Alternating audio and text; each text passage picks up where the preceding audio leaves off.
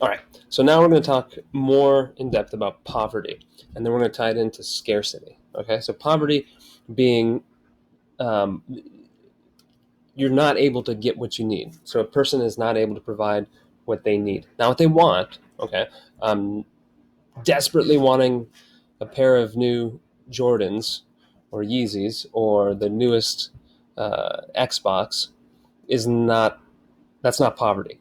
Just because you don't have it, you're not being deprived and living in poverty. Okay, the fact that that's something that you really want and even feel like you need should demonstrate to you that you are living a life of ultimate luxury. Okay, some of you think, no, not really. Like, you should see my house. You should see what we drive. We're not wealthy. That's true. I mean, it might be true that you're not wealthy compared to other people in our country, but if we're speaking globally, the poorest people in our nation live so much better than the wealthiest people in some of the most underdeveloped countries. Okay, we'll talk a little more about that.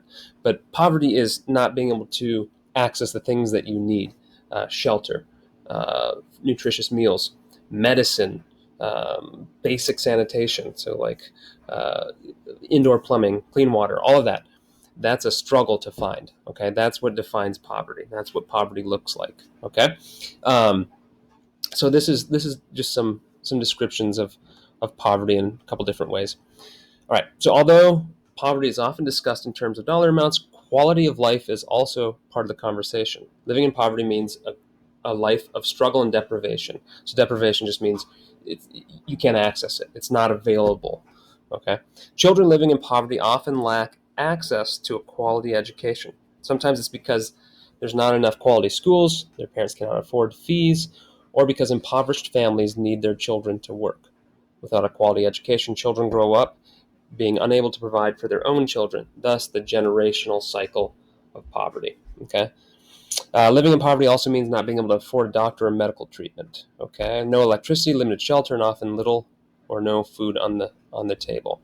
Okay, so basically what I had talked about before, just the things that we take for granted here, the things that we need to be healthy and prosperous, um, are not a given for people in poverty. Okay, it is a fight to get that. In fact, it consumes their entire day and really, unfortunately, their entire life just to pursue the basic needs of surviving. Okay, that is so foreign to us. That is such a bizarre concept that somebody would have to struggle just to survive. We're constantly seeing images on social media and advertisements saying live your best life, pursue your dreams, um, and that's great. And I'm not telling any of you or any of us to feel bad about that, but really to take stock of what you have and to think, whoa, this it's not always been this way, right? um, so extreme poverty, let's talk about extreme poverty. So extreme poverty,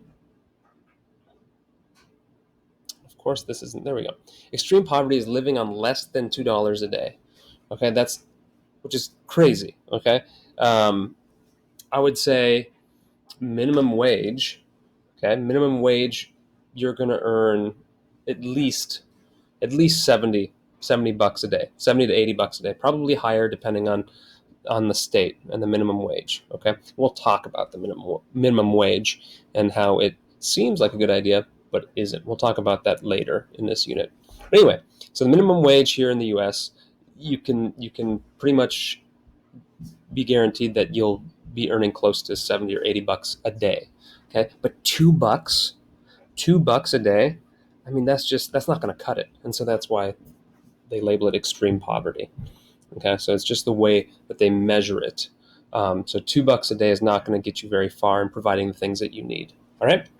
Now, we'll tie this back into what Kevin had mentioned in the video, where he said in the last 200 years, so relatively recently, extreme poverty in the world, so the population of the world who are in extreme poverty, that started to drop dramatically, right? And I made a little graph that I'm going to show you. So in the last 200 years, it's going to chart the people in extreme poverty and the people who leave extreme poverty and are no longer in extreme poverty.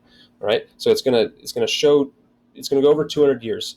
So it's obviously not measuring the same people, because there's nobody that's over 200 years old.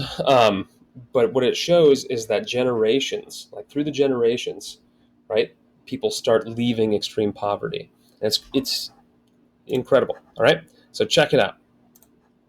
All right, so now we're starting down here, and I'm gonna minimize this. Starting down here, and up here you can see through the years, right there about 1970, more people are out of extreme poverty than are in it, and then it just grows. The difference between the two just increases as we go along. And this only goes to 2015. That's the most recent data that they have. But you can see that back in 1820, and this was part of the quiz that you took, back in 1820, almost 90% of the world population at that time lived in extreme poverty. Almost 90%. So 9 out of 10, right? 9 out of 10 people, nine out of every 10 people live in extreme poverty. Now it's exactly the reverse. 9 out of 10 people do not live in extreme poverty. Now, it doesn't mean they're incredibly wealthy, right? But it means that there are so much less people living in extreme poverty. Okay, so that alone is mind-blowing, right? You should be wondering, what happened? Like we know the Industrial Revolution caused a huge change, a huge shift in society in the way things were produced, and created more affordable goods for people. So we know that can account for some of it, but really this is quite incredible. Okay, so but my question is, and you should be wondering, back in 1820, there was a little over 1 billion people on the earth. Okay, and now there's over 7 billion. Okay, or close to 7 billion, around 7 billion people. So this huge growth of population. The one thing that we know is a fact is scarcity. There's only so many resources, right? Now it doesn't mean that we're scraping the bottom of the barrel. That's not true. I mean, the earth has incredible amounts of resources. We only mean limited in the fact that we can only access some of them at a certain time. They have different uses. So people might disagree on how to use certain resources. But in the end, there is still a finite or limited amount of resources. Some are more scarce than others, but the fact is that it's natural as a human being to want everything, right? And all sorts of unlimited supply. So that's what we call unlimited wants. But there's only so many things and people willing and able to use their labor or their work to make things out of those resources. So that's scarcity, right? So with more people all of a sudden, I mean, this huge increase, right? This 700% increase of the amount of people on Earth in the last 200 years, you would think that poverty would remain not only constant, but probably increase. You would think the exact opposite of what this graph shows. More people, we know that resources are scarce. How is this possible? How is this possible? That's my question. So my question to you that you're going to answer on the next slide is, what do you think happened, or what can account for that fact that we have so many more people on Earth? We know that resources are limited. They're scarce, right? And yet, most people have grown incredibly more wealthy. Their living standard has increased really around the world, in some parts more than others. But as a whole, so much more around the world. How can you make sense of that? How can you possibly explain that? I want to hear your thoughts.